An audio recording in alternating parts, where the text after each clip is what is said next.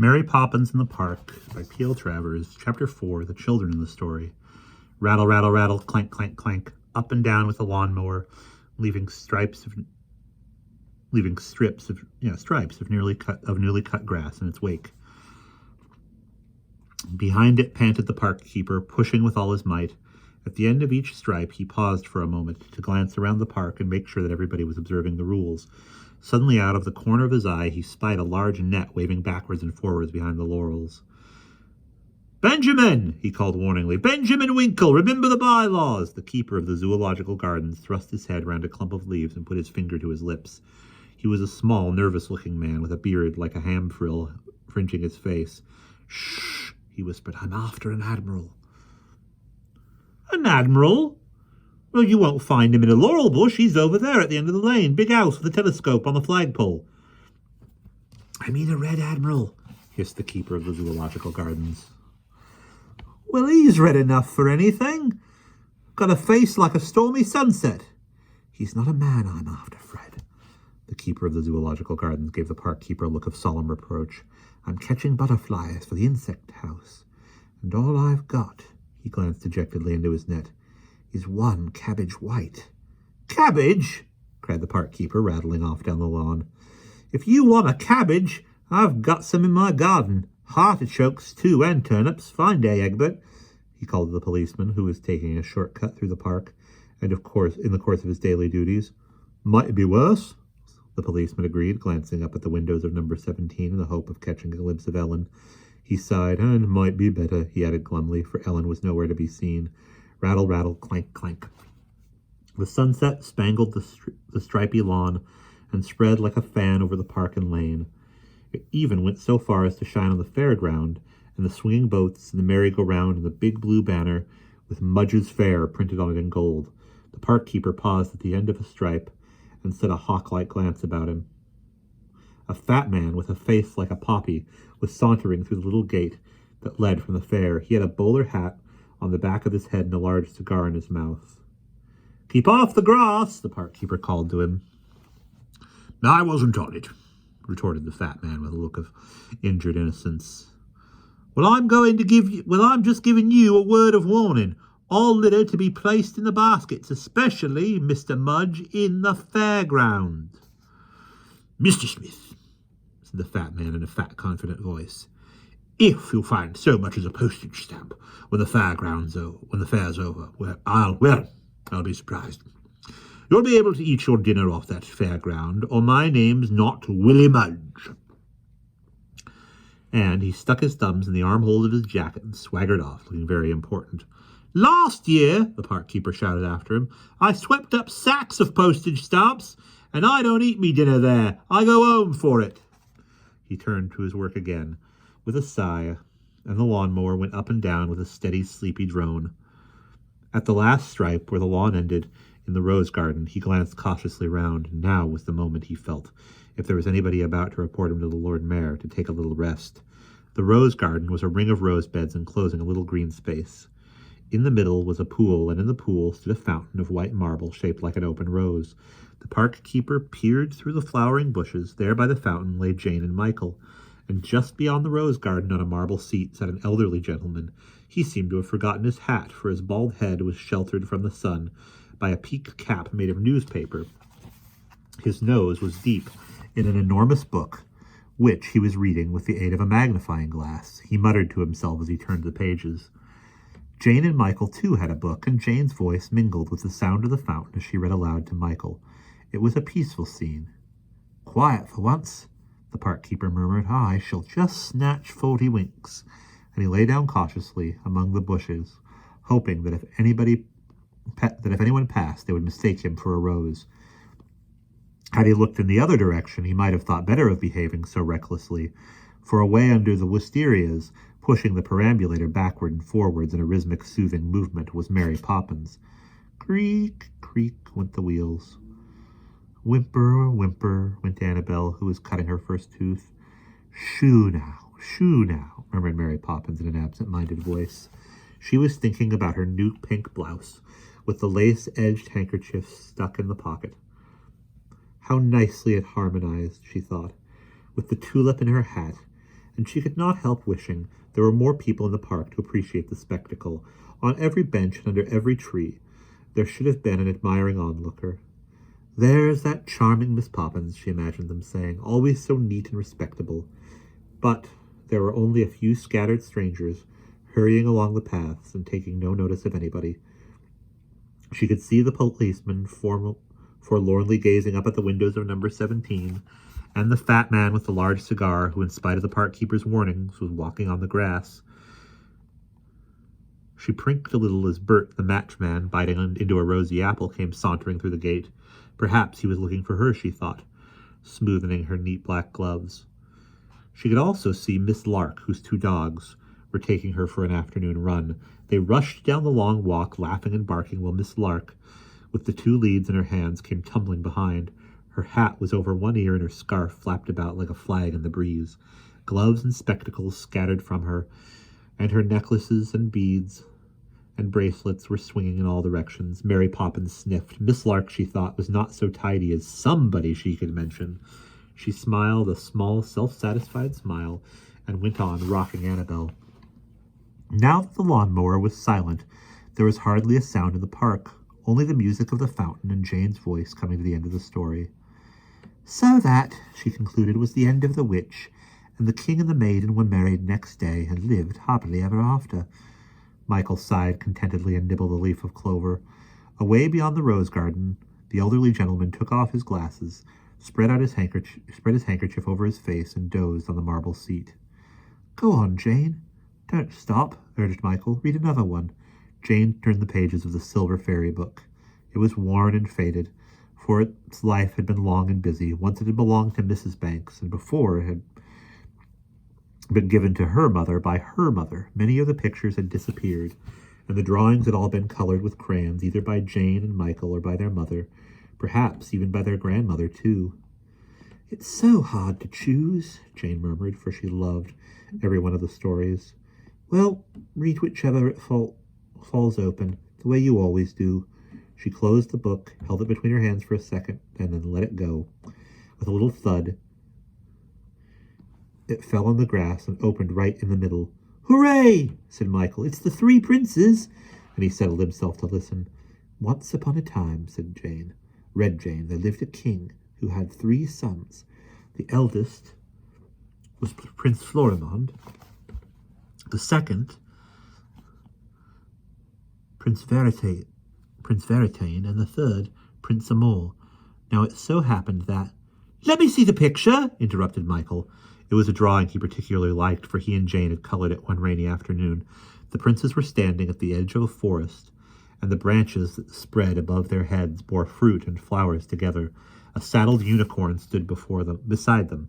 Its rein loped round the arm of the eldest. Prince Florimond was in green crayon with a purple cap. Prince Veritane had an orange jerkin, and his cap was scarlet, and little Prince Amour was all in blue, with a golden dagger stuck in his belt. Chrome-colored ringlets fell about the shoulders of the 2 elder brothers, and the youngest, who was bareheaded, had a yellow circlet of short curls, rather like a crown. As for the unicorn, he was silvery white from mane to tail, except for his eyes, which were the color of forget-me-nots, and his horn, which was striped with red and black. Jane and Michael gazed down at the page and smiled at the pictured children, and the 3 princes smiled up from the book and seemed to lean forward from the forest. Michael sighed. "If only I had a dagger like Amour's, it would be just about my size." A breeze rustled the trees of the park, and the colored drawing seemed to tremble. "I can never choose between Florimond and Veritane," Jane murmured. "They are both so beautiful." The fountain gave a laughing ripple, and an echo of laughter seemed to come from the book. "I'll lend it to you," said the youngest prince, whipping the dagger from his belt. "Why not choose us both?" cried the 2 eldest, stepping forward onto the lawn. Jane and Michael caught their breath. What had happened? Had their painted forest come to the park? Or was it that the rose garden had gone into the picture? "Are we there? Are they here? Which is which?" they asked themselves, and could not give an answer. "Don't you know us, Jane?" asked Florimond, smiling. "Yes, of course," she gasped, "but How did you get here? Didn't you see? Asked Veritane. You smiled at us, and we smiled at you, and the picture looked so shiny and bright, you and Michael and the painted roses. So we jumped right into the story, Armor concluded gaily. Out of it, you mean? Said Michael. We're not a story, we're real people. It's you who are the pictures. The princes tossed their curls and laughed. Touch me, said Florimond. Take my hand, urged Veritane. Here's my dagger, cried Amor. Michael took the golden weapon. It was sharp and solid and warm from Armor's body.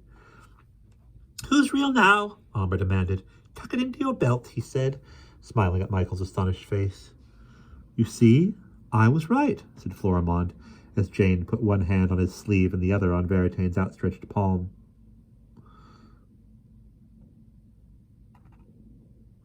She felt the warmth of both and nodded. But, she protested, how could it be? You were in Once Upon a Time, and that is long ago. Oh no, said Veritane, it's always. Do you remember your great-great-great-great-great-grandmother? Of course not. I am much too young. We do, said Florimond with a smile. And what about your great-great-great-great-great-granddaughter? Will you ever see her, do you think? Jane shook her head a little wistfully. That charming, far-away little girl, how much she would like to know her. We shall, said Veritane confidently. But how? You're the children in the story. Florimond laughed and shook his head. You are the children in the story. We've read about you so often, Jane, and looked at the picture and longed to know you. So today, when the book fell open, we simply walked in. We come once into everyone's story. The grandparents and the grandchildren are all the same to us. But most people take no notice, he sighed, or if they do, they forget very quickly. Only a few remember. Jane's hand tightened on his sleeve. She felt she would never forget him if she lived to be 40. Oh, don't waste time explaining, begged Amor. We want to explore the picture. We'll lead the way, cried Michael eagerly as he seized Amor by the hand. He hardly cared whether he was a real boy or a boy in a story, as long as the golden dagger lay snugly in his belt. We'll follow, cried Veritane, running behind them. Florimond gave a piercing whistle and tugged at the rein on his arm. Immediately, as if from nowhere, the unicorn appeared at his side. Florimond patted the silky neck, and moving off beside Jane, he glanced about him eagerly. Look, brothers, over there is the lake. Do you see Neleus with his dolphin? And that must be number 17. We never could see it clearly before, he explained to Jane and Michael. In the picture, it's hidden behind the trees. Very small house, said Amor, gazing. But it's solid and friendly, said Veritane kindly. And the grounds are very extensive. Florimond made a sweeping gesture and bent to sniff a rose. No, what are you doing? The park keeper roused from his 40 winks, sat up and rubbed his eyes. Observe the rules, he grumbled, stretching. No picking of flowers allowed. I wasn't picking, I was just smelling, though of course, said Florimond politely. I would like to have a rose from Jane's garden as a souvenir, you know. Jane's garden? The park keeper started. This is no garden, it's a public park. And it don't belong to Jane. Souvenir indeed, he spluttered. Who do you think you are? Oh, I don't think.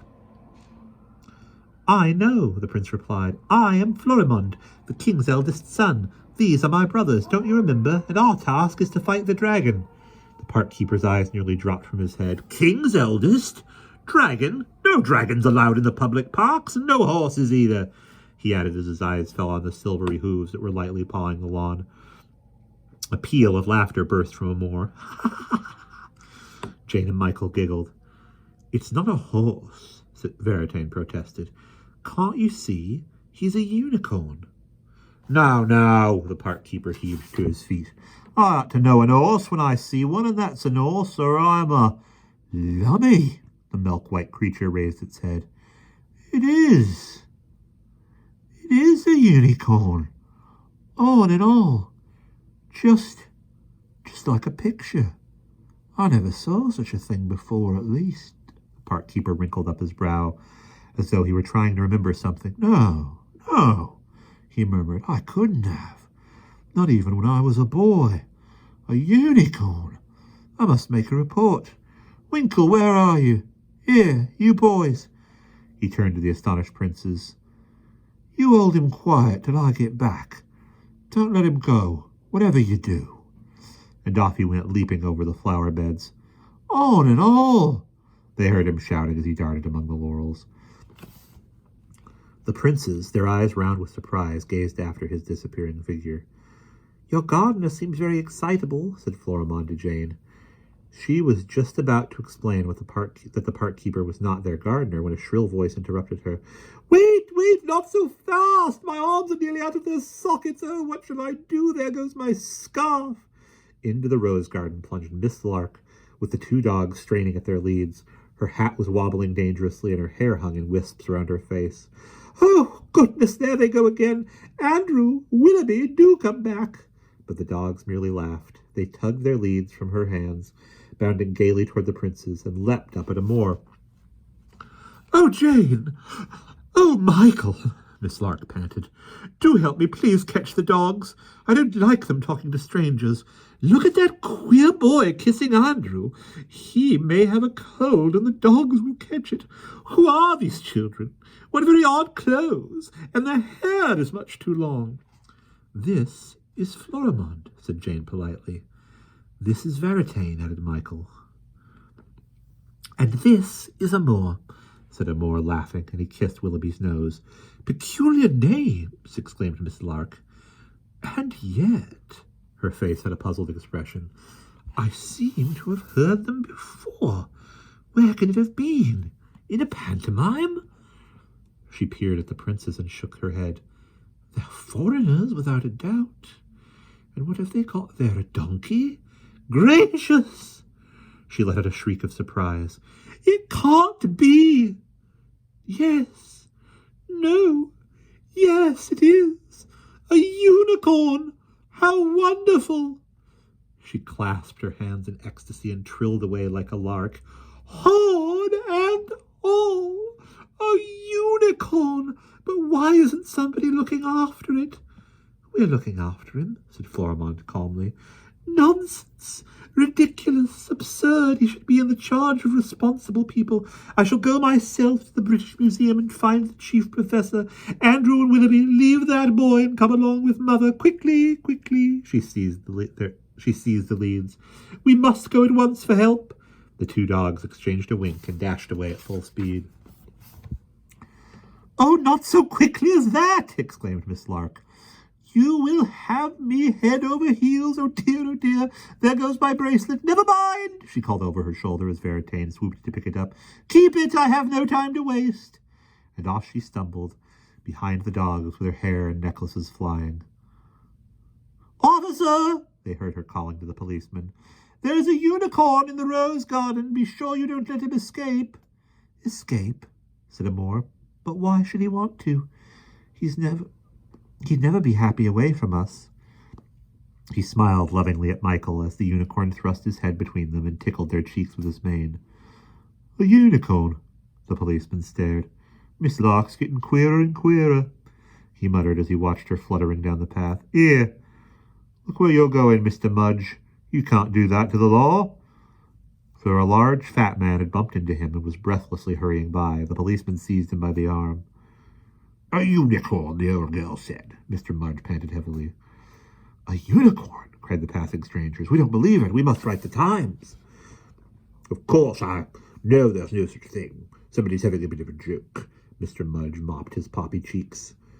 But I thought as I'd go and see. Will you go quickly, or will you go quietly? The policeman advised him, and treat the law with respect. He released Mr. Mudge's arm and strode on ahead of him. Oh, come, let us go deeper into the picture, Florimond was saying. He took Jane gently by the hand, and Veritane came to her other side. Hurry up, Michael, let's try the swings, and then we can paddle in the lake. Amour gave a tug to Michael's hand. But who are all these people? The 5 children glanced about them. The park, which had been so quiet before, was now filled with flying figures, all racing toward the rose garden and shouting as they came. The policeman stalked along before them with big, important strides. As the children turned to leave the garden, his large blue body barred the way.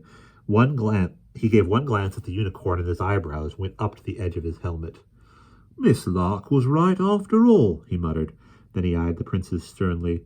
"Might I ask what you think you're up to, disturbing the peace in a public place? And I'd like to know how you three tinkers got hold of that there animal." "They're not tinkers," protested Michael. He was shocked at the policeman's words. Couldn't he see who they were? "Gypsies, then. You can tell by their clothes. Too gaudy for respectable people." "But don't you remember them?" cried Jane. She was fond of the policeman and wanted him not to make a mistake. "Never saw them before in my life." He took out his notebook and pencil. "Now, I want a few particulars. Honesty is the best policy, lad, so speak up clearly and state the facts. First of all, where do you come from?" "Nowhere," giggled the Moor. "Everywhere," said Veritain. "East of the sun and west of the moon," Florimond added gravely. Now, this won't do. I asked a plain question, and I want a plain answer. Where do you live? What place on the map?" "Oh, it's not on the map," said Florimond. "But it's easy to find if you really want to. You only have to wish." "No fixed address," the policeman murmured, writing in his notebook. "You see, they're gypsies. Just like I said. Now then, young man, your father's name?" "Fidelio," answered Florimond. "Mother's name?" The law gave his pencil a careful lick. "Esperanza," Veritain told him, "with a Z." He added helpfully, for the policeman, it seemed, was not a good speller. "Aunts?" inquired the policeman again, laboriously writing. "Oh, we have hundreds." Amor grinned. "Cinderella, Snow White, Badrulbadour, the White Cat, Two Little Eyes, Baba Yaga, and, of course, the Sleeping Beauty." "Sleeping Beauty," the policeman murmured. Then he looked at the words he had written and glanced up angrily. "You're making a mock of the law," he cried. "The Sleeping Beauty wasn't nobody's aunt. She was somebody in a book. Now, see here, since you boys refuse to give me information, and in accordance with the regulations, it's my duty to take that animal in charge." He stepped forward resolutely. The unicorn gave an angry snort and flung up its hind legs. Hands off, yelled the park keeper as he flung himself across the roses and pushed the policeman aside.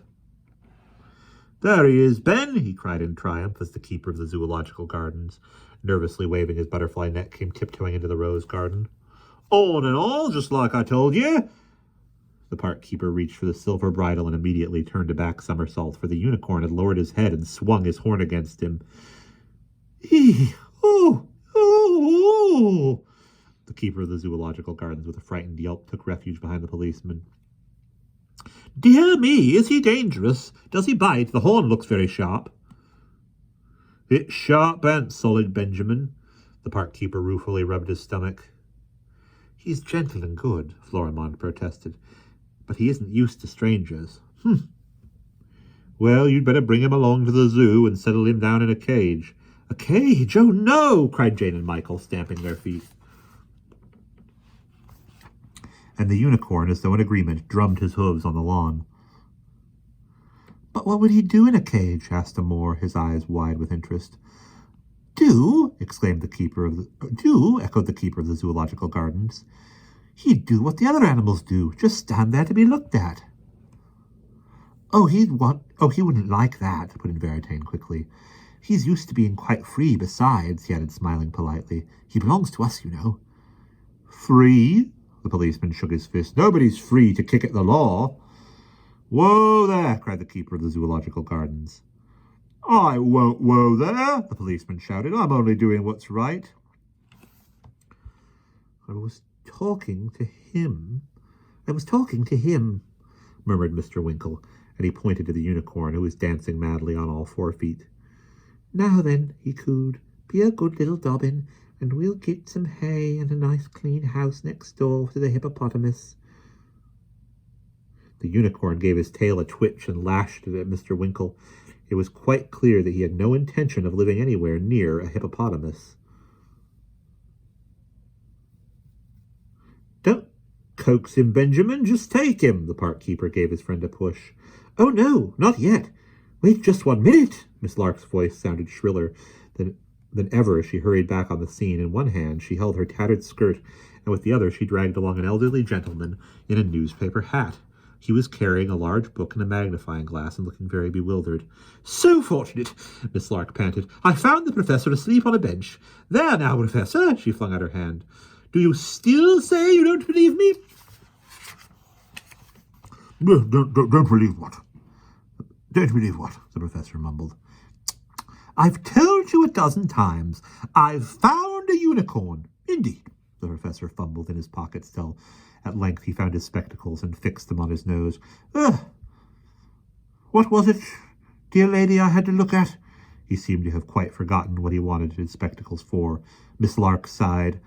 "The unicorn," she answered patiently. The professor blinked and turned his head. Well, extraordinary." He leaned forward for a closer look at the unicorn, made a thrust with his head, and prodded the professor with the... He made forward for a closer look, and the unicorn made a thrust with his head and prodded the professor with the end of his horn. "You're right." The professor toppled backwards. "It is a unicorn." "Of course it is," scoffed the park keeper. "We don't need anybody in a paper to tell us that bit of news." The professor took not the slightest notice. He was turning the pages of his book and waving the magnifying glass. OPQRSTUR. Here it is. Yes, the fabulous beast, rarely, if ever, seen by man, reputed to be worth a city. "A city?" exclaimed the policeman. "A horse with a bit of bone on its head."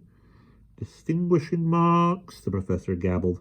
"White body, tail of similar hue, and a broad brow, from which a horn—" Yes, Professor," Miss Lark broke in. "We know what he looks like. You needn't tell us. The question is, what shall we do with him?" "Do?" The professor looked over the top of his glasses. "There's only one thing to be done, madam.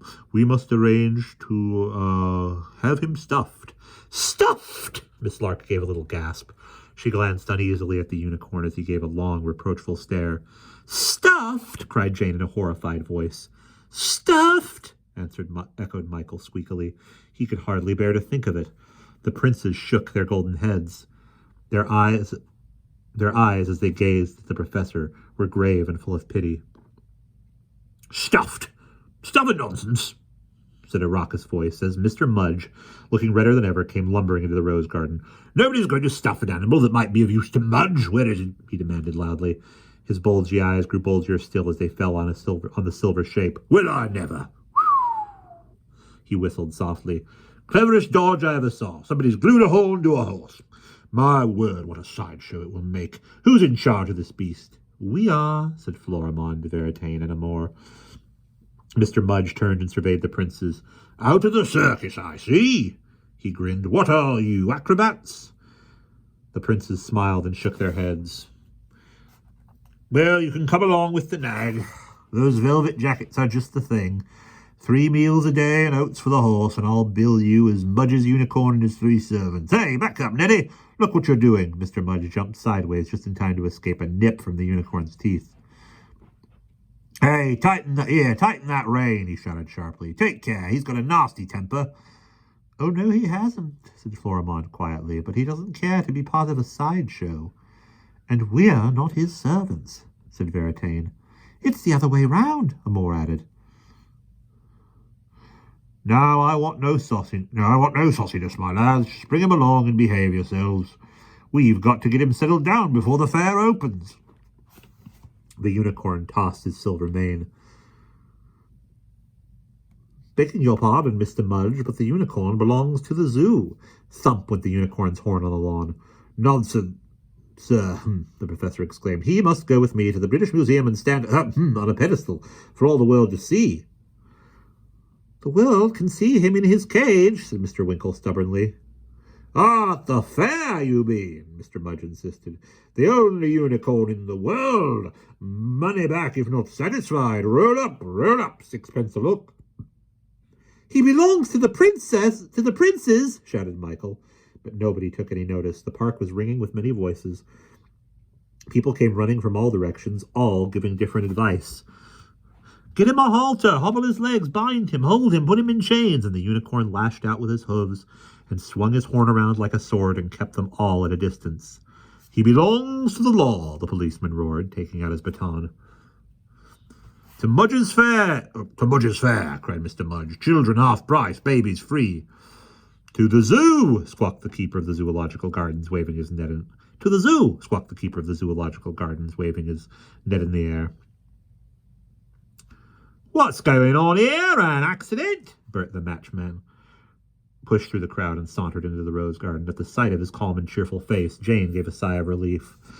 Oh, help us, please, she ran to him. They're trying to take the unicorn. The what? Said the matchman, very surprised. He glanced at the little group by the fountain and gave a sudden start. A look of joy spread over his face as he sprang across the lawn. Gently, boy, gently, easy does it. He seized the unicorn by the mane and held out the apple he was munching. The unicorn lowered his tossing head, sniffed inquiringly at the outstretched hand, and then, with a sigh of satisfaction, he gobbled up the core. The matchman gave him a friendly slap, and then he turned to the princes with a loving look, and falling upon one knee, kissed Florimond's hand. There was sudden silence in the rose garden. Everybody stared. What's the matter with Bert? The park keeper muttered. He must have gone mad. For the matchman turned to Veritaine and Amour and was kissing their hands too. Welcome, my princes, he said softly. I am happy to see you again. Princes, indeed, the policeman exploded. A set of rascals, that's what they are. I found them loitering in the park in wrongful possession of a fabulous animal, and I'm taking it in charge. What's that? The matchman glanced at the unicorn and laughed as he shook his head. You wouldn't be able to catch him, Herbert. He isn't your sort of animal. And what's a unicorn anyway compared with the three of them? He turned to the princes with outstretched arms. They have forgotten us, Bert, said Florimond sadly. Well, you won't forget me in a hurry, the policeman put in grimly. Move away, Bert, you're obstructing the law. Now bring that unicorn along and follow me, all three. Don't you go, lads, urged Mr. Mudge. Just slip along the fairground, and you and your horsey will be treated proper. Oh, come with me, boys, begged Mr. Winkle. If I let the unicorn slip through my fingers, the head keeper will never forgive me. No, said Veritaine. No, said Amour. I am sorry, said Florimond, shaking his head, but we cannot go with any of you. You'll come if I have to carry you, the policeman strode toward the princes, with an angry gleam in his eye. Oh, please don't touch them, Jane cried wildly, flinging herself in his way. You leave them alone, screamed Michael as he seized the policeman by the leg. Hooligans, exclaimed Mr. Mudge. I never behaved like that. Let me go, Michael, the policeman yelled. What shocking conduct! How badly brought up! Cried voices in the crowd. Professor, Professor, please do something! Miss Lark's voice rose among the din. Such goings on, murmured Mr. Winkle. It's worse than the Lion House. He turned in terror from the scene and knocked against a moving object that was entering the rose garden. A creaking wheel passed over his foot, and his net became entangled in a large crimson with a large crimson flower. Out of my way, said Mary Poppins as she disengaged the net from her hat. And I'll thank you to remember, she added, that I am not a butterfly. I can see that, said the keeper of the zoological gardens as he dragged his foot from under the wheel. Mary Poppins gave him an icy glare as she thrust him calmly out of her way and tripped toward the fountain. At the sight of her neat and dignified figure, there was a moment's silence. The crowd gave her a respectful stare. The matchman took off his cap. Good afternoon, Bert, she said with a bow, but the ladylike smile froze on her lips as her glance fell upon the children. May I ask what you think you're doing, Jane? And you too, Michael? Let go that policeman. Is this a garden or a cannibal island? A cannibal island! Cried the youngest prince, laughing with joy as he ran toward her. At last, Mary Poppins, he murmured as he flung his arms around her waist. Mary Poppins, cried the elder brothers as they leapt together over the fountain and seized her kid-gloved hands. Winnie, ooh! The unicorn gave a happy neigh, and, trotting daintily toward her, he touched his horn to her black-buttoned shoe. Mary Poppins's eyes darkened. Florimond? Veritaine? Amour? What are you doing here? Well, the book just fell open. Jane and Michael's story. So we just jumped into the picture. The three princes hung their heads as they all answered together. Then you'd better jump out of it, Spit-Spot. You're very naughty boys. Amor gave her a loving smile. And you're a very naughty girl, he retorted, going away and leaving us with never a word of warning. Michael stared. He loosed his hold of the policeman's leg and ran to Amor. Do you know Mary Poppins? He demanded. And did she do that to you too? He was rather jealous of his friend. Would he ever be so brave, he wondered, as to call her a naughty girl? Of course we know her, and she's always doing it, coming and going without a word. Oh, don't be cross with us, Mary Poppins. Amor looked up with an impish grin. I see you've got a new hat. A ghost of a smile crept round her mouth, but she changed it into a sniff. Your face is dirty, Amor, as usual. And whipping out her lace-edged handkerchief, she dabbed it quickly against his tongue, gave his cheek a vigorous rub, and tucked the handkerchief into his pocket. That's more like it, she said tartly. Florimond, put your cap on straight. It was always on one side. I remember, and Veritane, will you never learn? I've told you once, I've told you twice, to tie your laces with double knots. Just look at your slippers. Veritane stooped to his velvet shoes and tied the straggling cords. Yes, you remember Mary Poppins. Florimond straightened and set his cap. But except for Jane and Michael and Bert, you are the only one. All they want is the unicorn, he pointed at the watching crowd, and they can't even agree about him. The unicorn nodded his silver head, and his blue eye blazed with warmth. Pooh! Mary Poppins turned up her nose. What else could you expect from them? It's their misfortune, Florimond, no fault of yours. The policeman blushed as red as a beetroot beneath her scornful gaze. I remember my duty, he said doggedly. I remember the public's entertainment, Mr. Mudge bristled. I remember the head keeper, whispered the keeper of the Zoological Gardens. Wait, I remember something else. The park keeper clapped his hand on his brow. Off a minute. It's coming back. I can see me old mother reading aloud. A silver book, the cat by the fire, and then... He flung out a hand to the princes. And them and me going in, and there was a flower and fruit on the same branch, and a unicorn trotting through the forest. Oh, what's happened? He cried aloud. My heart is beating the way it used to.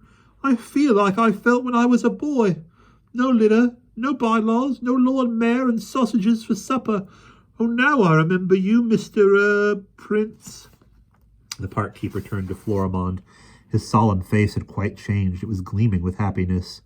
A souvenir, he shouted gaily. Something for you to remember me by. And recklessly he dashed at the flower beds and snapped off 3 of the largest roses. I shall get into trouble, but what do I care? I'm doing it for you. With a shy and humble gesture, he thrust the flowers at Florimond.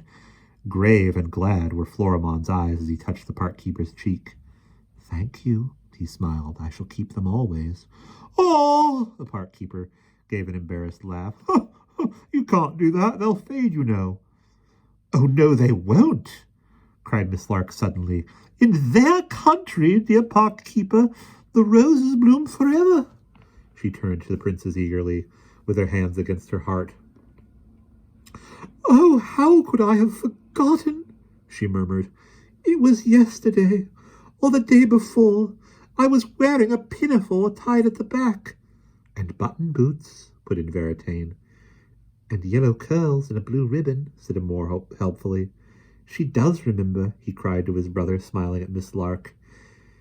And you were everywhere, she whispered, playing beside me in the sunlight, swinging with me on the garden gate. The birds in the tree were you disguised. I stepped out every ant and beetle for fear it might be one of my princes. I meant to marry a king, or at least a callous younger son, and you 3 were to be always near me. And then, oh, what happened? How did I lose you? Was it really only yesterday? Where are my curls, my yellow curls? Why am I alone in the world except for 2 little dogs? Andrew and Willoughby glanced up indignantly.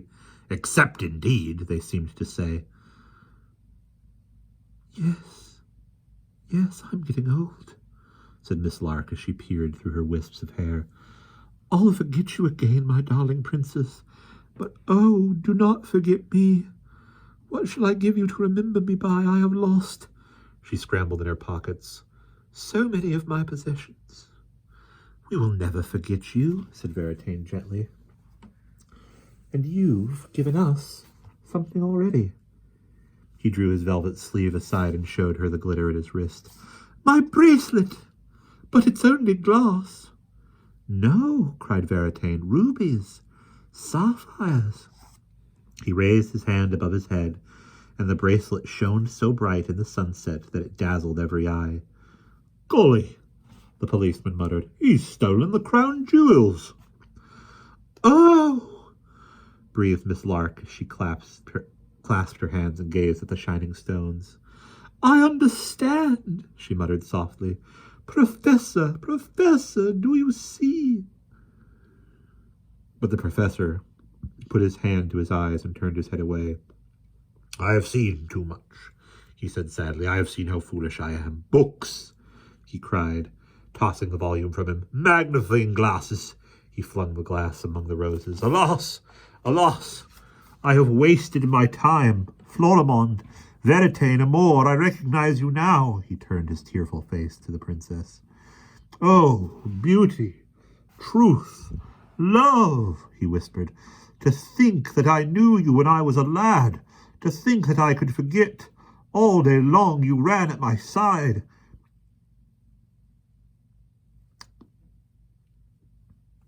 And your voices called to me in the dusk. Follow, follow, follow. I see it now. I've been looking for wisdom, but wisdom was there and I turned my back. I've been running away from it ever since, trying to find it in books so far away. The professor hid his face under his arm. That when I met a unicorn, I imagined I could have him stuffed. Oh, how can I make up for that? I have no rose, no jewels, no nothing. He glanced about him doubtfully and put his hand to his forehead, and as he did, his face cleared. A happy thought had struck him.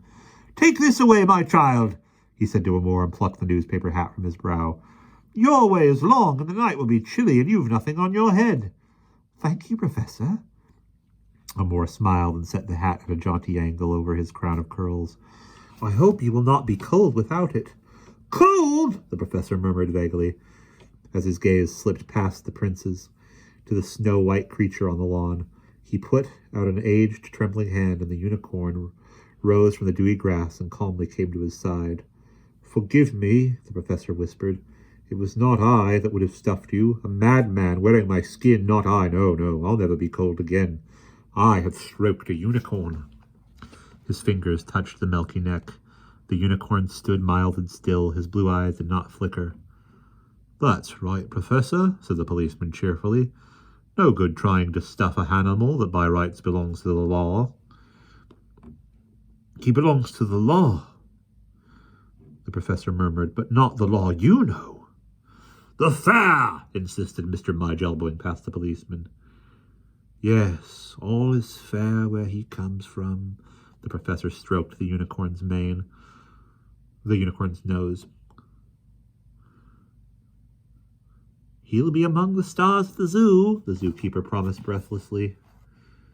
He'll be among the stars, said the professor, touching the tip of the unicorn's horn, but far, far from the zoo. Exactly, Professor. Exactly, Professor. You're a sensible chap. No, I have no more time for argument. The boys and the beast are under arrest, and I'm taking them off to the police station. The policeman put out a determined hand and seized the unicorn's bridle.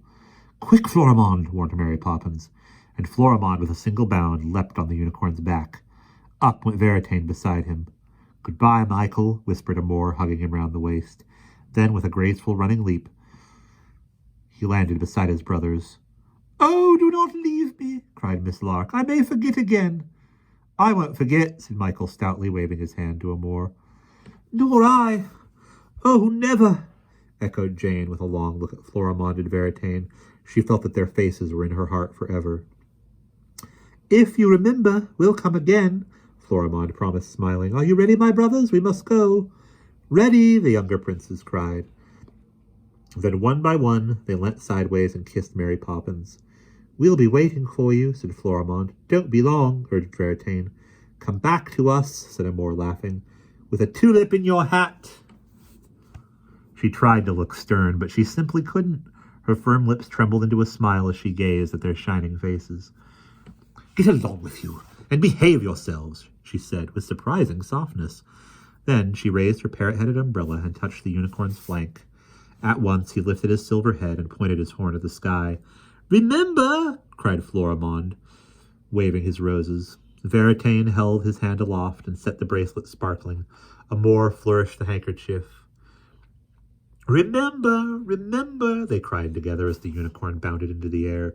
The park seemed to tremble in the fading light as his hooves flashed over the fountain. A streak of color shone above the spray, a shimmer of velvet and gold, a single moment of moving brightness, and after that, nothing. Princes and unicorn were gone. Only a far, faint echo, remember, came back to the silent watchers, and the pages of the book on the lawn stirred in the evening breeze. After them, the policeman shouted. Robbers, desperadoes! He blew his whistle vigorously and dashed across the rose garden. Trick! Trick! Yelled Mr. Mudge. The invisible horse and his 3 riders.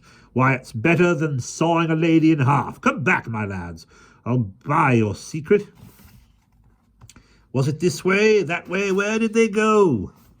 And off he went, dodging among the trees in his search for the lost princes. Oh, dear, mourned the keeper of the zoological gardens. Here today and gone tomorrow, just like the butterflies. He gave Mary Poppins a nervous look and hurried away to the zoo. For a moment, the only sound in the garden was the music of the fountain. Then Miss Lark sighed and broke the silence. Why, goodness me, how late it is. Now I wonder where I left my gloves. And what did I do with my scarf? I seem to have lost my spectacles. Gracious, yes, and my bracelet, too.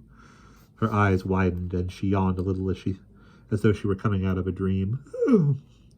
You gave it to Veritane, Jane reminded her. Veritane? Veritane? Who can that be? It sounds like something out of a story. I expect you are dreaming, Jane, as usual. Andrew and Willoughby, come along. Oh, Chief Professor, how nice to see you, but what are you doing here? The professor gave her a puzzled glance, and he, too, yawned a little. I'm not quite sure, he answered vaguely. And without a hat, you must be cold. Come home with me, Professor. Do, and we'll have muffins for tea. Muffins? I used to like muffins when I was a lad, but I haven't had one since, and I had a hat this afternoon. Now what have I done with it? Amor is wearing it, cried Michael. Amor? Is that a friend of yours? He's welcome. It was only paper. But I'm not a bit cold. Miss Lark, I've never felt so warm in my life. The professor smiled a contented smile. And I, said Miss Lark with a trill of laughter, have never felt so happy. I can't think why, but there it is. Come, dearest dogs, this way, Professor. And taking the professor by the hand, she led him out of the rose garden. Jane and Michael stared after them. What is your other name? They heard him vaguely asking. Lucinda Emily, she replied, as she drew him toward the gate. Yeah. Oh, I was half asleep. The park keeper yawned and stretched his arms and glanced around the garden. Here, what's all this? He demanded loudly. Someone's been picking the flowers. You did it yourself, said Jane, laughing.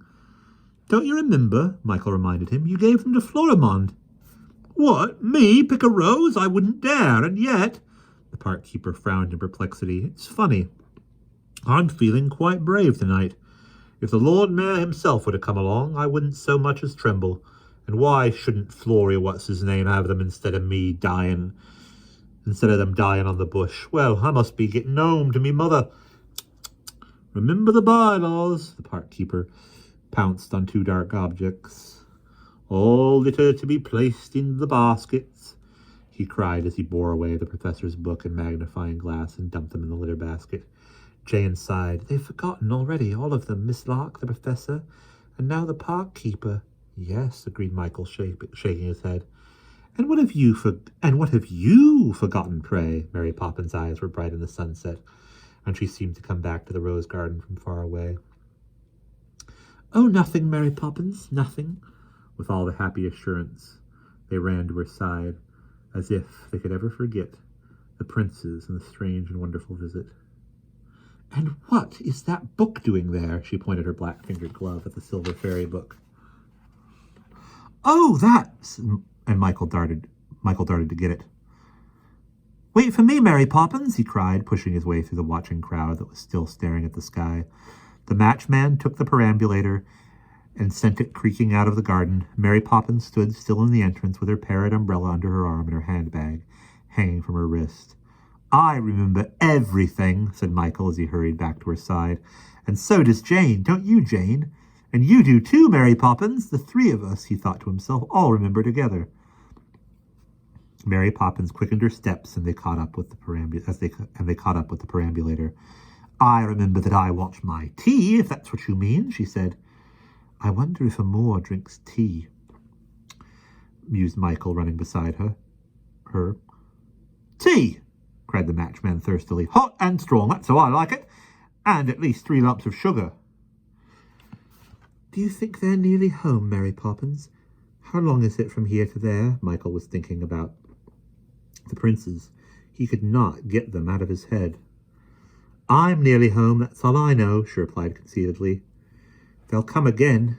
They said they would. He skipped with joy at the thought. Then he remembered something else and stood stock-still with dismay. But you won't go back to them, Mary Poppins. He seized her arm and shook it. We need you more than the princes do. They've got the unicorn, that's enough. Oh, please, Mary Poppins. He was now so anxious he could hardly speak. Promise me you won't go back with a tulip in your hat. She stared at him in angry astonishment. Princes with tulips in their hats? Me on the back of a unicorn? If you're so good at remembering, I'll thank you to remember me. Am I the kind of person that would gallop around on a... No, you're mixing it all up. You don't understand, Mary Poppins. I understand that you're behaving like a Hottentot. Me on a unicorn, indeed. Let me go, Michael, if you please. I hope I can walk without assistance, and you can do the same. Oh, she's forgotten already, he wailed, turning to Jane in comfort. But the matchman remembers, don't you, Bert?